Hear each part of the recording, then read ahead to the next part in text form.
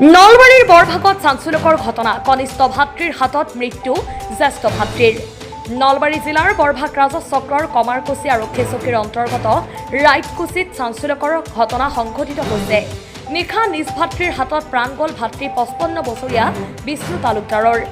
জানিব পৰা মতে নিশা 11:30 বজাত হেমেন তালুকদাৰে ঘৰৰ ভিতৰত উচ্চ স্তৰত গান বজাই হুলস্থুল পৰিৱেশৰ সৃষ্টি কৰাত বিষ্ণু তালুকদাৰে বাধা কৰাত হেমেন তালুকদাৰে লুৰ ৰদেৰে বিষ্ণু তালুকদাৰক মূৰত কোবাই দুফাল কৰি দিয়ে আৰু কাজিয়া ভাঙিবলৈ যোৱা পুত্ৰ দেৱাশিষ তালুকদাৰক মূৰত কোবাই আঘাতপ্ৰাপ্ত কৰাৰ লগতে পত্নী প্ৰতিমা কলিতাক হেমেন তালুকদাৰৰ পত্নী জোনালী তালুকদাৰৰ আক্ৰমণত আঘাতপ্ৰাপ্ত হয়।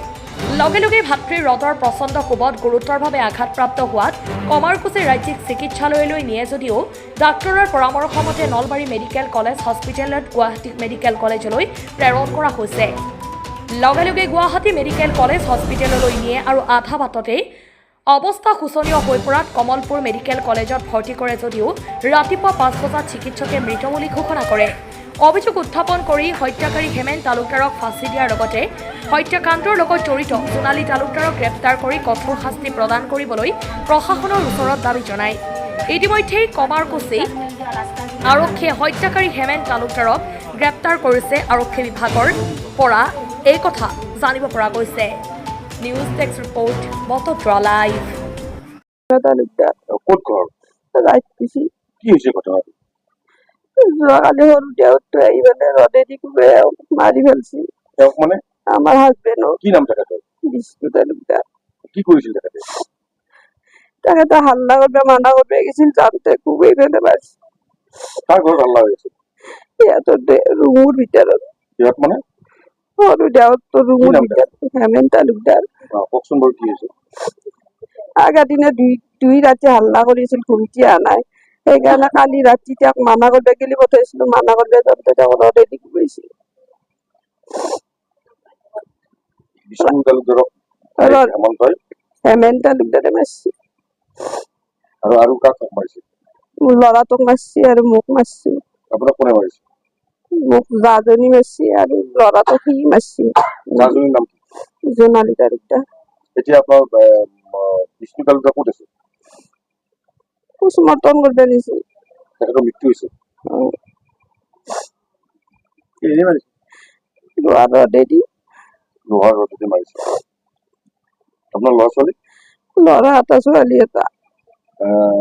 বিষ্ণু তালুকদাৰে কি কাম কৰিছিল? বিজনেছ, কাঠৰ বিজনেছ কৰিছে। আপোনাৰ নাম কি? ৰাইটকুছি। মোৰ নাম শ্ৰী দেৱাশিষ তালুকদাৰ। এই তোমাৰ আঘাতপ্ৰাপ্ত তুমি কেনেকৈ হ'লা? তাৰমানে মোৰ খুৰাই মই দেউতাক বাছাব যাওঁতে মোক মাৰিছিল। খুৰাৰ নাম কি? হেমেন তালুকদাৰ। তোমাৰ দেউতাৰ নাম? বিষ্ণু তালুকদাৰ। ঘটনাটো কি?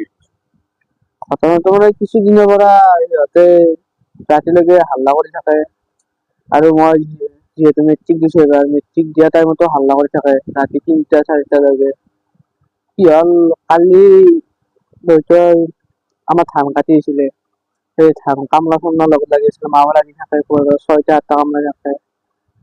কালিও 2টা-3টালৈকে হাল্লা কৰিছিল। মায়ে ক'লে বোলে কিয় হাল্লা কৰি আছে, কি কথা? তাৰপিছত তেন্তে ক'লা, তাৰপিছত আকৌ কোৱা নাই। তাৰপিছত দেউতাক কওঁতে আহি ফালে দৰ্জা মেডিকেলৰ ফালে টিভি ভাবিলাক। তাৰপিছত দেউতাক হেৰি কৰি দিলে। তাৰপিছত মই দেউতাক বাচাব যাওঁতে মোৰ এটা মাথাত মাৰিলাক, হাত খান্দি মই হেৰি কৰি দিলো, এটা মাথাত মাৰছি ৰদেদি। মাৰাৰ পিছত মই এই আমাৰ বৰদেউতাই টানি লৈ আহিলাক, তাৰ খুব মাৰিব ধৰিছিল কিন্তু ভৰিত পৰিলাক। তাৰপিছত নেক্সট কোবটোত দেউতাক মাক মাৰিলাক, মাক চুল টানি দিছে, এনেকে হাতত খুব মাৰিছে, বাঁহখনত ফ্ৰেকচাৰ হৈ গৈছে হাড়ডাল। তাৰপিছত দেউতাক আকে গোবৰ মাৰিছে, হয়তো ফালি গৈছে, তেজবিলাক ওলাই গৈছে। তাৰপিছত সি তাক মাৰা বুদ্ধি কৰি পেলাই এই নহতি লৈ গ'লে দাওছি। আমি যাওঁ মেডিকেলত, যাওঁ বাট চাই আছে। তাৰপিছত আমি যাওঁ ফিৰি আহি ফালে গাঁৱৰ কোনোবা এজনৰ লগত গুচি গৈছে। তাৰ একো প্ৰব্লেম হোৱা নাই। তোমাৰ যিজনে মাৰিছে সেইজন তোমাৰ খুৰা হয়? নিজে ঘূৰা আৰু যিজনৰ মৃত্যু হ'ল তোমাৰ দেউতা হয়? দেউতা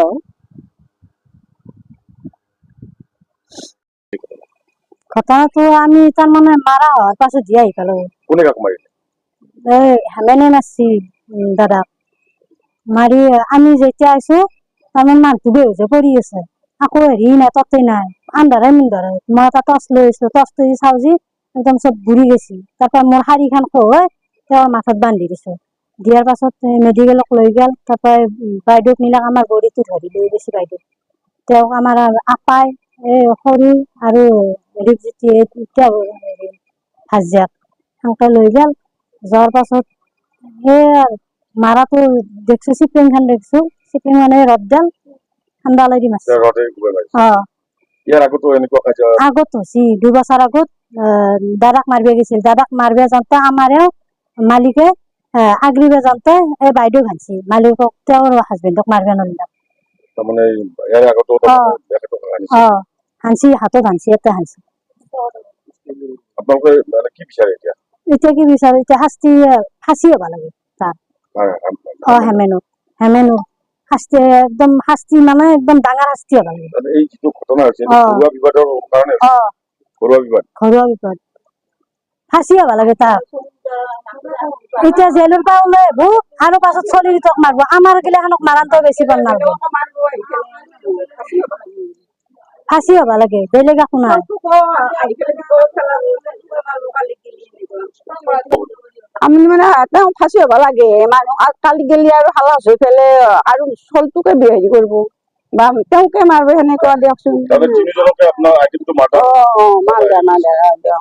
ল'ৰাটো জখম হৈ আছে এখেতকো মাৰিছে আপিটো ফিট হৈ আছে এনেকুৱা তেওঁ ফাঁচি হ'ব লাগে চবে ক'ব লাগে আৰু ফাঁচি হ'ব লাগে কালি গেলি আৰু ল'ৰাটোৰো শেপ ৰাখব সেনেহেন মানে মাৰছি ল'ৰাটো মাৰিবৰ বাকী নাই